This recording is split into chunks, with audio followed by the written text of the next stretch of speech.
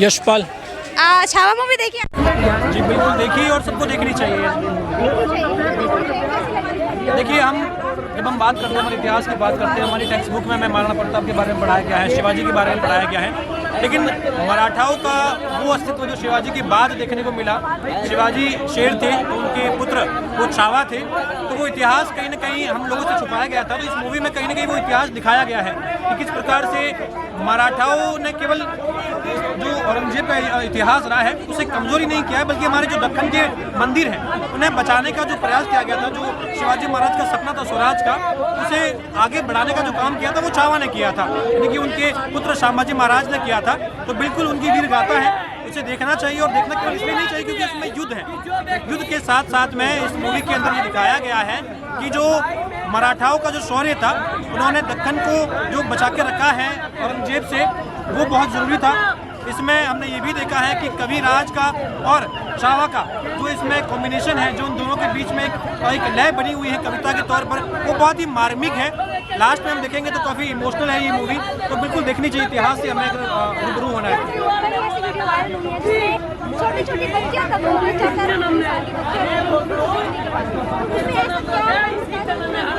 देखिए कई मूवी में ऐसे डायलॉग होते हैं जो हमें बड़ी मुश्किल से याद होते हैं, या तो उन डायलॉग में थोड़ा मजाक होना चाहिए। अभी मूवी इतिहास पे थी तो इसके जितने भी डायलॉग थे एक कविता के फॉर्म में थे वो। अब कविता जो है वो बच्चों को भी अच्छे से याद हो जाती है, और उन्हें बच्चे जो है वो कविता को समझ पाते हैं, उसकी लय को, उसके अर्थ को समझ पाते हैं। तो बच्चे जो है वो भी उसे समझ पाए थे, और कविता इतनी प्यारी थी कि चाहे उसमें कोई बुजुर्ग हो, चाहे बच्चा हो, जवान हो, हर किसी के दिल में समझिए एक तरीके से वो बस गई थी। इसलिए हर किसी की आंखों में आंसू आ गए थे, क्योंकि वो पूरी घटना को, उस पूरे वृत्तांत को समझ पा रहा था।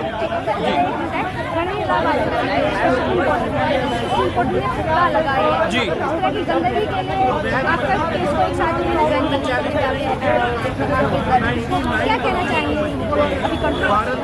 देखिए कंट्रोवर्सी जो रणवीर इलाहाबादिया का जो बयान है, वाकई में ये निंदनीय बयान है। मैं नहीं मानता कि भारत तो इसके लिए बिल्कुल भी तैयार नहीं है, और ये गलत ही बयान है। कोई भी देश हो, माता पिता पर ऐसी टिप्पणी जो है बहुत ही निंदनीय है, और अब बहुत ज़्यादा हो गया है। उन्हें मेरे ख्याल से जो सज़ा मिलनी चाहिए थी वो मिल रही है, लेकिन सोशल मीडिया पर जिस तरीके से करैक्टर उनका किया जा रहा है, इसे तोड़ा जा रहा है, वो थोड़ा बहुत ही ज़्यादा हो रहा है। कोर्ट की जो टिप्पणी है वो उचित टिप्पणी है कि इलाहाबादिया का ये बयान बहुत ही गलत है, और उस पर जो सज़ा होनी चाहिए वो सज़ा मिल रही है।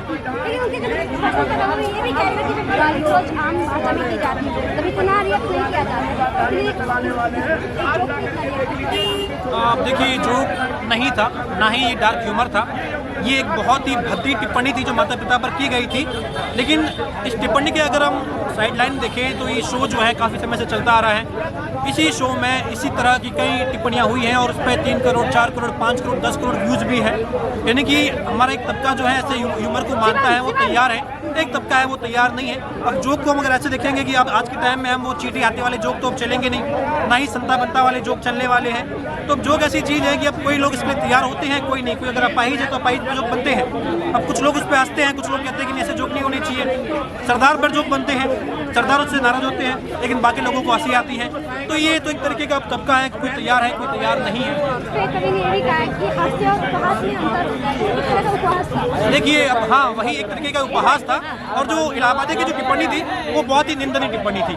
ऐसी टिप्पणी से उसे बचना चाहिए था। उसकी जो छवि थी, अगर यही टिप्पणी अगर कोई और करता शायद एक बार को हम उसे माफ़ कर देते, क्योंकि उसकी छवि हमारे बनी हुई थी, समय रैना की छवि ऐसी बनी हुई थी, ऐसी टिप्पणी कर रहा है। इलाहाबादी अगर अपने आप को एक तरीके से सनातनी दिखा रहे हैं, वो उस कल्चर को फॉलो करने वाले दिखा रहे हैं, और फिर ऐसी टिप्पणी करते हैं, तो उनकी निंदा करनी चाहिए, क्योंकि कई लोग उनसे इंस्पिरेशन लेते हैं, और ऐसे बंदे से अगर हम इंस्पिरेशन लेंगे तो कहीं ना कहीं वो समाज में उसका गलत प्रभाव पड़ता है। पर अब माफ़ कर देना चाहिए, कोर्ट का विषय है, और अब कहीं ना कहीं जो है इसको कोर्ट में छोड़िए। टीवी पर और सोशल मीडिया पर जो किया जा रहा है वो बाकी मुद्दों से ध्यान भटकाया जा रहा है। देश में आए दिन हर घंटे जो है बलात्कार जैसी घटनाएं होती रहती हैं। हमारा समाज उस तरीके से इतना आगे नहीं आ रहा है जो इस वक्त आगे आ रहा है। कई ऐसी रेप की घटनाएं, महिलाओं के साथ में शोषण की घटनाएं लगातार होती रहती हैं, पर हमारा समाज उस पर उतना आगे नहीं आ रहा है जितना उस बयान पे आगे आ रहा है। तो कहीं ना कहीं हमें जो क्राइटेरिया है इसको समझना चाहिए, बस बाकी ऑल गोइंग गुड। क्या नाम है? शिवम मिश्रा। रहने वाला मैं बिहार का। क्या कहना चाहेंगे सर अभी जो बिल्कुल कैसी लगी? बहुत आउटस्टैंडिंग, इमोशनल, हकीकत, असलियत और दिल से जो है ना, एक ही शब्द आती है कि जस्ट वाओ। और ऐसा क्या था उस मूवी में कि आप वाव लगी। देखिए, सबसे मीडिया पे देखिए जहाँ पे बाहु हो रही बच्चियाँ रो रही है महिलाएं। मैं वही कह रहा हूँ ना, उस किसी भी मूवी का जब वो लॉन्च होता है ना, तो उसके ऊपर आगे सबसे पहले डिस्क्लेमर होता है। उसमें कहता है कि ये चीज़ें काल्पनिक है, इनका वास्तविकता से कोई लेना देना नहीं है। लेकिन एक्चुअल में मेरे हिसाब से डिस्क्लेमर को बदलनी चाहिए, और एक्चुअल में जो दिखाया गया इस मूवी में वो सारी चीज़ें हकीकत है। आज के युवाओं को नहीं समझ में आता है कि क्रांतिकारी क्या होते थे। एक लोगों को क्रांतिकारी समझ करके बाकी लोगों को साइड कर दिया गया इस देश में, राष्ट्रपिता जैसे लोगों के शब्दों को दे करके। तो जो युवा नहीं जान रहे हैं, जो चीज़ें नहीं समझने का प्रयास है, उन चीज़ों को देख करके, और खासकर अभी चीज़ें हैं कि सोशल मीडिया को लोगों ने ज़्यादा इंपॉर्टेंस दे रखा है। पढ़ने लिखने से ज़्यादा वो सोशल मीडिया पर एक्टिव रहते हैं, वहाँ पर देखते हैं लोग सो कॉल्ड चीज़ों को देखते हैं, प्रमोट करते हैं। क्या बेहतरीन लगा, हिस्टोरिकल बेस है वो किससे रिलेटेड है? स्वाभिमान की लड़ाई, और धर्म और देश से बड़ा कुछ नहीं। ये चीज़ें हर सनातनी हिंदुओं को होना चाहिए, और हर लोगों को कम से कम छावा मूवी एक बार देखनी चाहिए।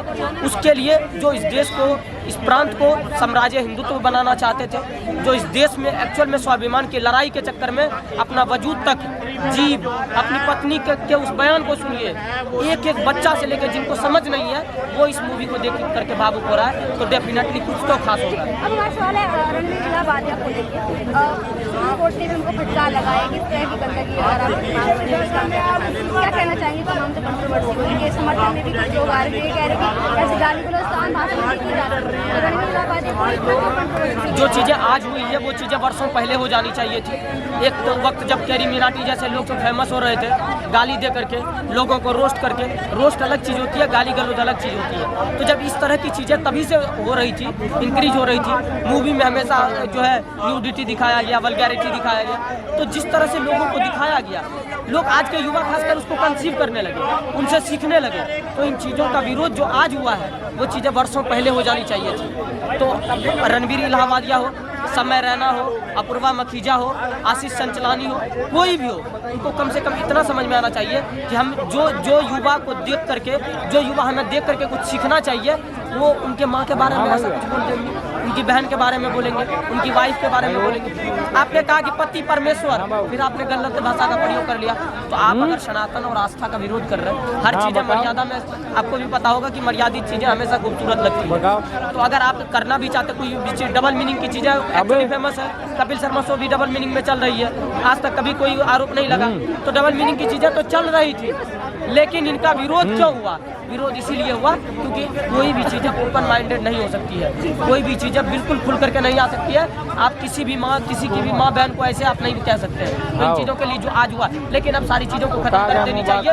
लेकिन इन लोगों को आगे सोच समझ करके बोलना चाहिए, किसी के माँ बहन पे कैसे टिप्पणी करनी है, या इस देश के युवाओं को कैसे सिखाना चाहिए। आप आज तक आपने तो किसी भी ऐसे यूट्यूबर को नहीं देखा जिन्होंने सनातन को प्रमोट किया, लेकिन ये वल्गैरिटी को प्रमोट करते हैं। तो ऐसे लोगों का बाइकआउट होना चाहिए।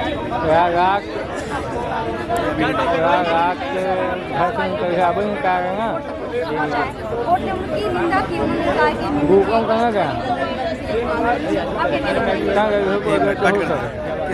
रणवीर इलाहाबादिया क्या है इसका क्या? रणवीर इलाहाबादिया का मैटर है अच्छा अच्छा, ये वाला हुआ था राहुल पचौरी दिल्ली।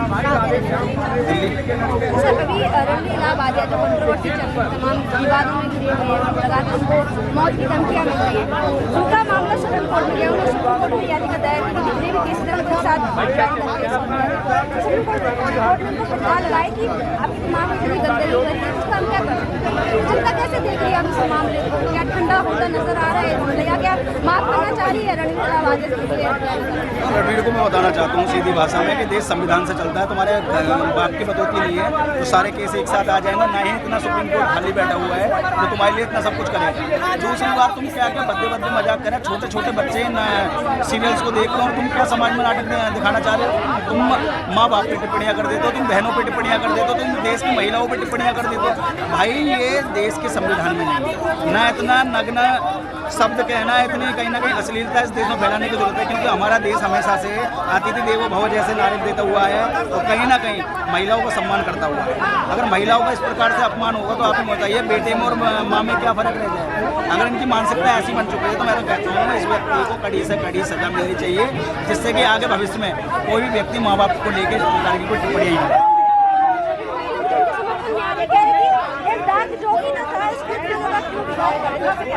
देखिए वो लोग जो समर्थन में आ रहे हैं, जो अपने माता पिताओं का सम्मान नहीं करते, जो अपने माता पिताओं को मारपीट करके उन्हें वृद्धाश्रम पहुंचा देते हैं, इन लोगों की वजह से आज वृद्धाश्रम में आप देखोगे बुजुर्गों की संख्या बढ़ती जा रही है। लेकिन आज मैं बता दूं, जब तक हम जैसे सनातन के रखवाले, अपने माँ बाप के रखवाले जिंदा है ना, ऐसे लोगों को इस देश में बिल्कुल बढ़ने नहीं आ देंगे। जब जब जरूरत पड़ेगी हम सड़कों पर धरना प्रदर्शन भी करेंगे, और जहाँ हमें जरूरत पड़ेगी अगर हमें मौके पे फेस टू फेस ऐसे व्यक्ति मिलते हैं तो उन पे हम कहीं ना कहीं हल्ला बोल भी करेंगे, क्योंकि हम देश के युवा हैं। हम आवेदन भी करेंगे, निवेदन भी करेंगे, और जहाँ जरूरत पड़ेगी वहाँ दे दनादन भी करेंगे।